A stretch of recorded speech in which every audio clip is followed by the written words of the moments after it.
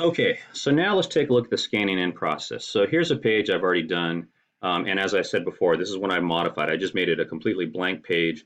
And so what's going on here is this, is I thought first that you'd like to see how different pen and pencil types might look when scanned in terms of quality, show you how these work, and also what's going on up here with my title. Okay, but before all that, as mentioned before, you need to download the app. Now, first thing you'll want to do is once you set up your app and set up an account, you'll want to click up here in the upper left corner, the three bars, and you'll want to pick destinations. This is where I set up all these different icons to automatically download to different places. So right here, this rocket icon goes to my work email. The one I've clicked off here is set up to go to a shared Google folder for one of my classes. And so anytime I scan something and these are already checked off, the app already knows to send it to those places. Now, if I click on one of these, I'm going to click on my work email one. At any point, you can change it, change recipient, change destination. Now, file type. This is one I think is important. I like to choose PDF because PDF will take, let's say this was, I had 2 pages to scan in. It would connect those 2 pages as one file.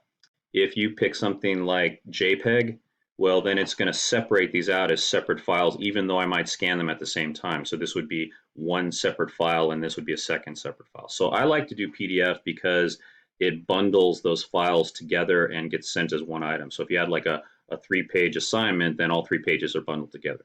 Plus the fact PDF, in my experience, is the most compatible format when it comes to cross-platform stuff. Everybody can open up a PDF with minimum trouble. Now to do that, you'll get this option, bundle scans, and so you'll want to click that on. Now this one, auto send, I have mine turned off. If you hit auto send, the minute you send it, it just sends it. If you have that clicked off, it just asks you to just confirm everything's good before sending it. And then this is something you can play around with. I never use it because I've got crappy handwriting, but this has optical character recognition. So what it'll do is in the document, like behind the scenes, it'll try to recognize your handwriting and save like actual typed information. You won't see it on the screen, but it's handy if you want to like cut and paste. And so optical character recognition is something you might want to play around with.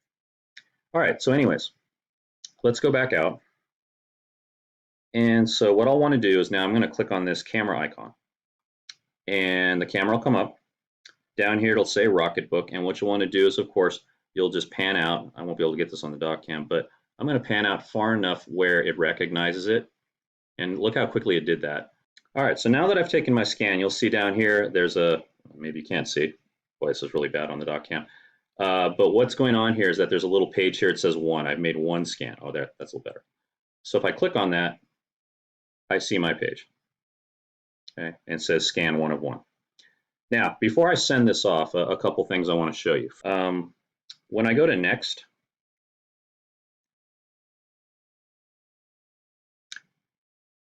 so here's a nice feature.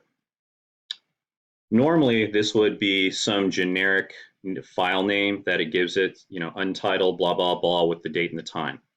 But if you put a title at the top and you put these double hashtags on either side, the app knows to make that the title of the file. So like if you kind of tell the kids, okay, make sure the title's this and start, you know, get them in the habit of adding these double hashtags, then the moment they scan it, it will use the optical character recognition to make that the file name. And again, I'm sorry you can't see that it's shiny, but there you go. And so it's automatically saved as the title. All right, now the other thing is, when I click done, it sent it off to these locations. If I go back and I look at my history, you'll notice down here that it did automatically register those 2 locations to send the file to. So right now, if I go into my email, I should have an exact copy of this in my work email, and I should have an exact copy of this in the Google Drive that I set up. Okay, and the kids can set these presets to whatever you want, which I'm going to put in my student video later so that they'll have instructions on this. All right, now finally, you'll notice I wrote this one in different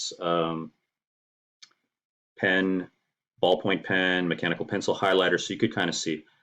Sorry about this, couldn't find one around the house. I was really spare. Highlighter's really scarce in my household. This highlighter was kind of dried out, so I did the best I could, but I wanted to see what it looked like in real life versus how it ended up scanning to me.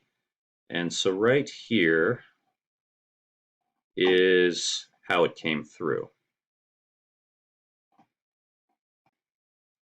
Okay, so most of it came in through pretty good. The highlighter was a little iffy, but again, I think that might have been my fact. My highlighter was somewhat dried out, but look how clean it comes out. I can see the ballpoint, mechanical pencil, felt pen. It all comes through nice and clear, and so this gets around the issue I was having of kids just taking pictures of their work where I couldn't see anything.